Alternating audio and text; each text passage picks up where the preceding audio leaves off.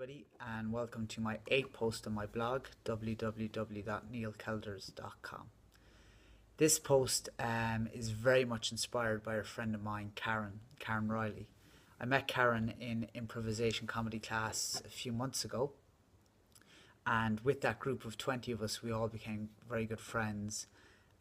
Improvisation comedy is a form of comedy, you can say, that is unscripted. So you're on stage, you're fed words by the audience, and you work together as a team or as a pair to develop a script, to develop a sketch. So Karen and myself on the first night had to put together a sketch of an infomercial. I think we became a dustbin that collected rubbish and played music or sang. So it was quite interesting. But I just remember being on stage with Karen at that time, and I could feel a connection. I felt safe with her and comfortable with her on stage. Um, Karen is she's a great person, great to be around, good fun, very easygoing. So as the weeks went by, our group got to know each other, and we met partners and family members, and we were lucky enough to be introduced to Bo. Karen and Bo are engaged. Uh, Great couple. They are, for me, only the second couple, most natural couple I have seen. They are best friends from my perspective. They seem to be best friends. Very much in love. Very easygoing couple, and it seems very, very natural. They they both are the inspiration for this post, because I know with my depression and the struggles I went through, and will I, won't I tell people, will I, won't I be here to tell people, and the daily struggles I went through. And for me, I was thinking, what struggles did Karen go through? What struggles did both go through? Coming to terms with the fact that they may be gay, um, that they will eventually have to come out and tell someone. How will people react? So similar feelings, I suppose, that I would have felt when I was going to write this blog or tell people I had depression. So we know in Ireland there are a lot of statistics around people coming out being gay, and self-harm and suicide. Um, so I wanted to see or hear from people that also had depression and were gay. Was being gay a trigger, them coming out, or they're hiding the fact that they were gay? Was it a trigger for depression? And so, when I told people about my depression, I was worried about, would I ever meet someone again? Would I have the same friends? Would I lose friends? Would people treat me differently? Who would want to be with me? You know, should I get married? Because if you've depression, surely that can't be a good family home situation, to raise kids in, because will it not have some effect on them? No, I don't think so. I think I would be well capable of having a family, a loving family with my partner, my wife.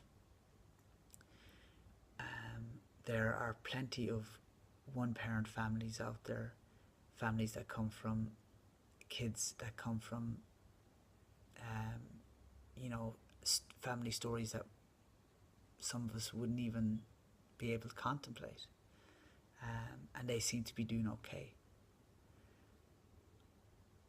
For me, to be raised by someone that really loves you is essential.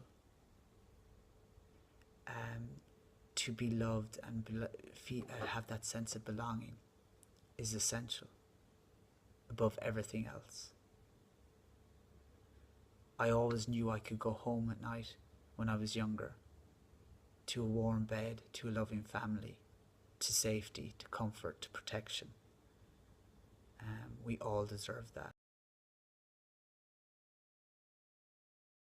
So talking to people, and even knowing from my own experience, just for you out there, if you are going through any of these situations, either you're suffering from depression and you haven't revealed it to anybody yet, or you're gay and you haven't come out, or you have come out and you're suffering from some depression after coming out, talking to Bernie, Karen's mom, talking to Karen, talking to Lee, even myself, it is very important to speak to someone. It is very important. It helps. If you don't tell someone, people can't help you, can't support you. And for those people willing to help people, you don't have to understand. If you're family members, you don't have to understand. You just have to be there as support. Let that person know you are there no matter what.